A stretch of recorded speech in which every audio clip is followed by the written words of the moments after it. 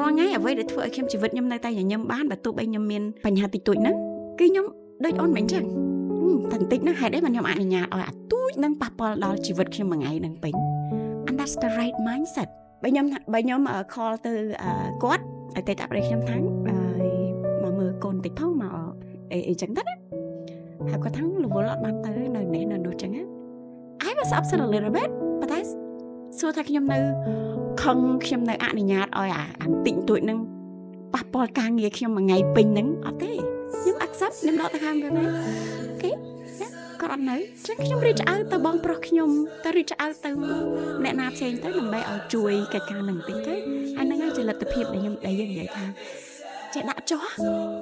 ចេះអភ័យអីទាំងអស់ហ្នឹងបាទព្រោះអត់មានដើម្បីមិនមែនដើម្បីគាត់ទេមិនមែនដើម្បីអតីតប្តីខ្ញុំមិនមែនដើម្បីតែកូនខ្ញុំទេគឺដើម្បីខ្លួនឯង